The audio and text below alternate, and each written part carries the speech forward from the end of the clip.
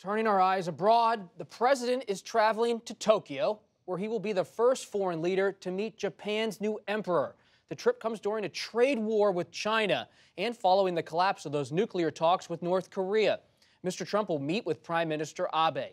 Joining me now is David Sanger, our friend and New York Times national security correspondent and author of The Perfect Weapon: War, Sabotage, and Fear in the Cyber Age. David, thanks for joining us.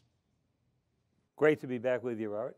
David, the president heading to Japan, what's the importance of the U.S.-Japanese relationship as President Trump confronts China on trade? You know, it's pretty vital right now, and the reason is that the president's relationships with almost all of his other major allies are so strained. Obviously, we're in the midst of a big trade war with China and much longer issues over technology. Iran and North Korea are both ramping up as confrontations, particularly in Iran. The Europeans feel alienated, and even South Korea has got a lot of differences with the president about how he's been dealing with the North. So he's going to one of the safest territories he can. He's nurtured a really great relationship with Prime Minister Abe, and he is going to be the first foreign leader to meet the new emperor and empress, a change in generation. In the case of the empress, Masako, American and British educated. So that's likely to be a feel-good meeting. You mentioned Prime Minister Abe. Is he encouraging a hard line on North Korea? I saw John Bolton, the national security advisor, was over there today meeting with him. Yes, and the reason he is that politically at home in Japan, the big issue, apart from the nuclear question, is the question of abductees. When the North Koreans took a number of Japanese, they would come over in boats and kidnap people, bring them over. They've never fully accounted for them. The Japanese are demanding their return. Many of these are people who've lived in North Korea now for 10, 20, 30 years. That is an issue on which Prime Minister Abe has had to hold extraordinarily tough. And he has sort of been urging the president to be much tougher on the North Koreans as well. And I'm sure you'll hear a bit of that, although, as you know, President Trump blows hot and cold about whether or not Kim Jong-un is a great dictator or his great friend.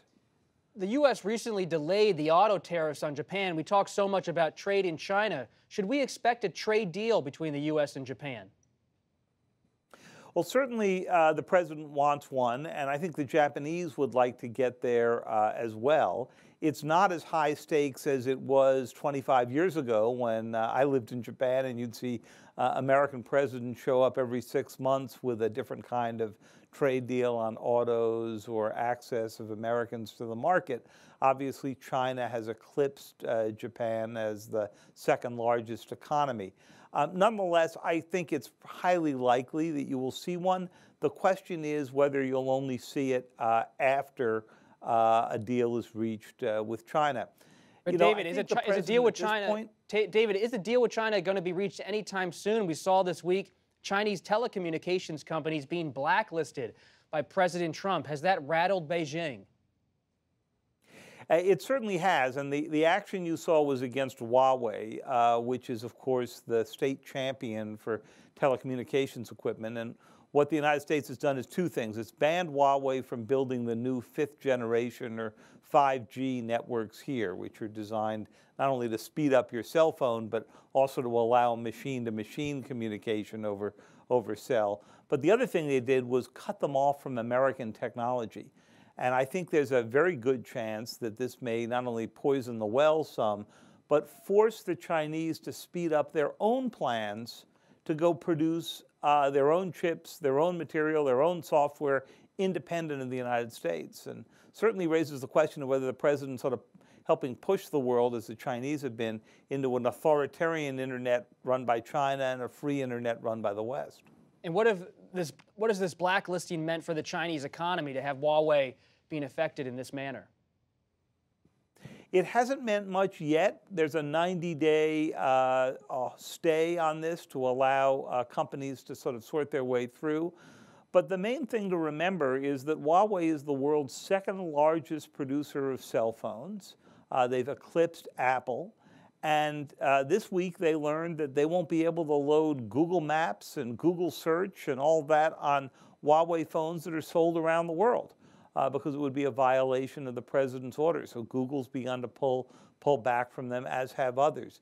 The question is that just a temporary blip for them, or is it a permanent and truly hurtful one? Well, we know this is all a preview of that G20 meeting next month, and this is quite an exchange between Abe and President Trump right now to give us a preview of what's going to happen then. David Sanger, thanks so much for joining us tonight. I appreciate it.